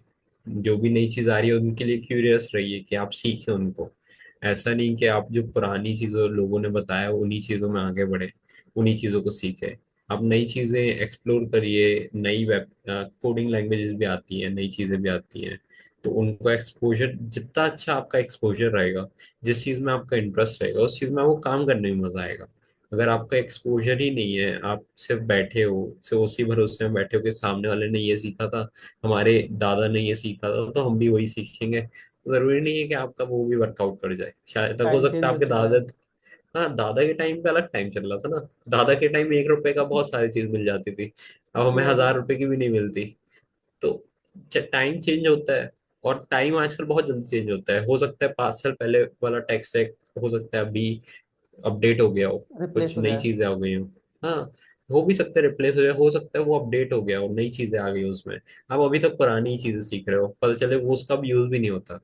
आप उसको नई तरीके से एआई से अपडेट करके सीखते हो आजकल। तो आप ऐसे ही सीखिए ना, फिर आप नई चीजें सीखिए डायरेक्ट। आपको वो ज्यादा बेनिफिशियल होगी। आपको क्यों एक्स्ट्रा वर्क की और अपनी फालतू की चीजें करनी है। आप जैसे जैसे अपने आप को अडाप्ट करके चलोगे, आपका आराम से निकलेगा। तो आप अडाप्ट कीजिए। आप नई नई मॉडल्स को यूज करना एज अ क्यूरियोसिटी में चालू कीजिए। हमेशा चीजों को लेके एक्सपोजर लीजिए, ठीक है, क्यूरियस रहिए। आपका काम रहेगा। आपको जहाँ एक्सपोजर मिलेगा, आप खुद चलते रहोगे, राह बनती जाएगी। तो वैसा वाला ऐसा होता है। कोई ऐसा रिसोर्स बताइए जहाँ पे हमें रियल टाइम में पता चल सके कि इंडस्ट्री में ट्रेंड क्या हम्म। फॉलो हो रहा है। कोई ऐसा इंटरनेट पे कोई सोर्स। देखिए, रिसोर्सेज तो बहुत सारे हैं। आप इवन गूगल भी आप करोगे या फिर न्यूज़ वगैरह भी अगर आप देखते हो, तो उसमें आपको बहुत सारे रिसोर्स मिल जाएंगे। आपको इंस्टाग्राम आजकल हर कोई चलाता है। हाँ इंस्टाग्राम हाँ। में ही बहुत सारे चैनल्स हैं, ठीक है, जो नए रिसोर्सेज और इनके बारे में बताते रहते हैं।